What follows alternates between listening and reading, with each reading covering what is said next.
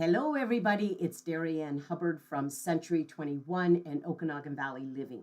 I just want to do a very quick stats update for the month of November and then a couple of announcements that are changing how we sell real estate in the province of BC. So let's quickly turn over to the stats machine. If you've been here before, you know what the stats machine is. We have collected all the data for the last 25 years, and we put it together in this, what we call the stats machine. Now, you'll know that the absorption rate, that's this right here, is how many properties sell in relation to how many are on the market in that month. So if there are 100 properties for sale in the month of November and 15 of them sell, the absorption rate is 15%.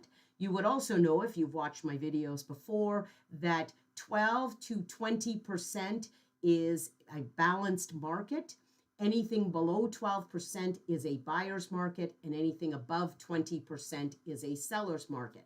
What does a balanced market mean? It means that when a seller lists his house, he's going to get it sold. It's not going to fly off the shelf, but it's not going to take a year to sell it. Within 2 to 4 to 6 months, he's going to get it sold. And what does it mean for buyers? There are choices. That when he looks at the price range and the area that he wants to buy, there is some selection of houses out there, as opposed to a very strong seller's market where there's nothing available. Real estate boils down to supply and demand.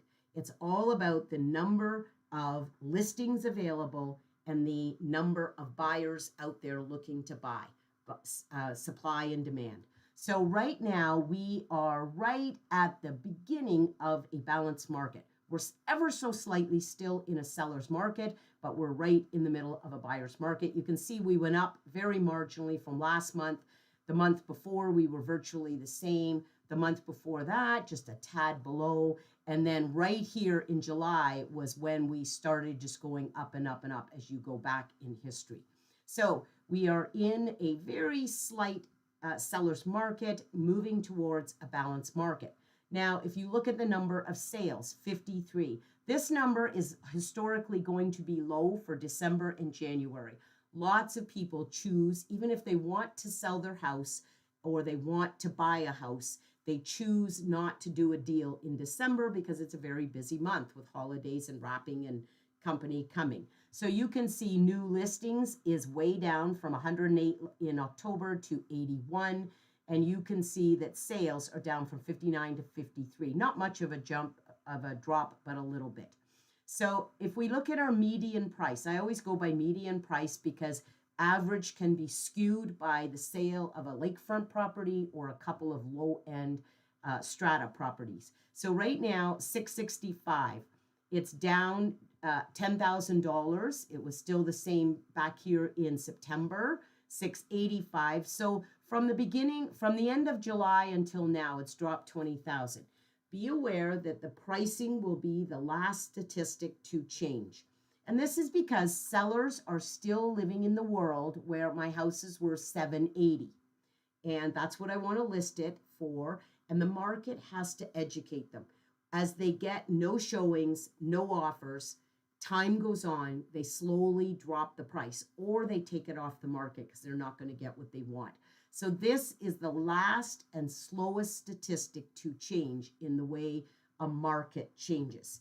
So you can see that I find as we move into December, these stats are going to be, December's going to be a slow month, January will be a slow month as well. Okay, so a couple of things I want to discuss with you very quickly. I know you're really busy and it's Christmas time and you're getting lots of Christmas emails from people, but two things have changed. First of all, there's the cooling off period. Now, this is a program that will begin in January 3rd, and it is something the government has brought in. It is far too little, far too late. We needed this program back at the beginning of 2021. When people were writing unconditional offers way above list price. And they woke up the next day panic-stricken because they can't get out of the deal, it's unconditional, and they begin to know they have really paid a high price for that house.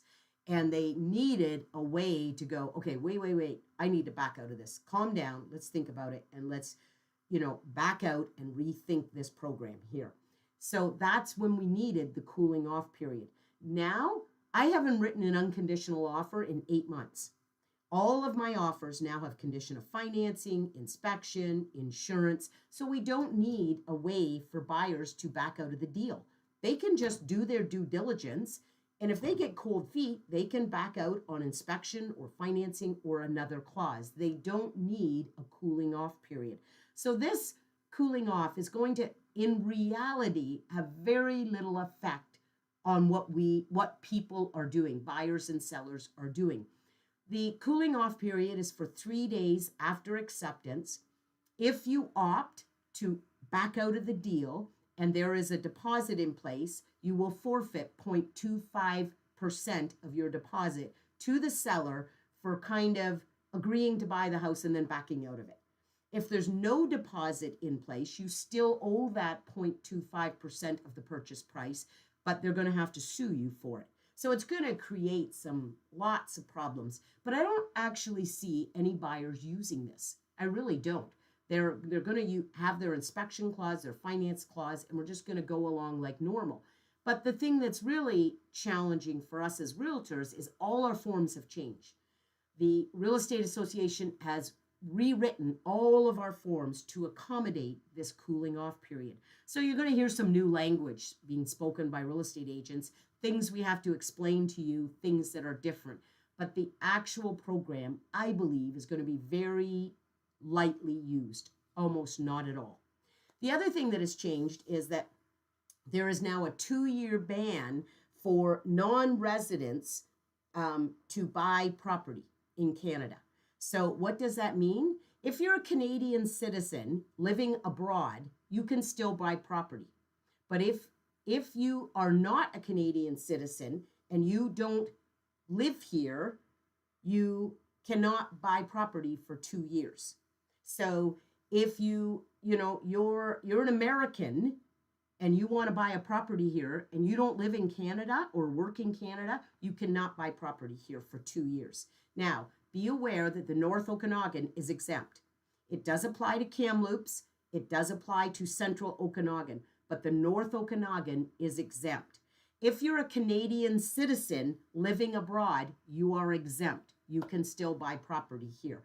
It's these non-residents that cannot buy property. So if you're an American, if you're a European and you want to buy an investment property in Canada, you cannot unless you're in the North Okanagan. So that's a big change as well. So I just want to wish you all a very Merry Christmas. Stay safe. There's lots and lots of issues with the weather. My daughter was supposed to fly in from college on Wednesday. Her flight was canceled. She'll be spending Christmas with her good friend, and hopefully we'll get her in next week. Hopefully we get her in. But there are hundreds and hundreds of people grounded, stuck in airports, not getting home. So my heart really goes out to them. But I pray that you will have a safe holiday, stay safe in the new year, and I wish you all the best. I think it's going to be an exciting year.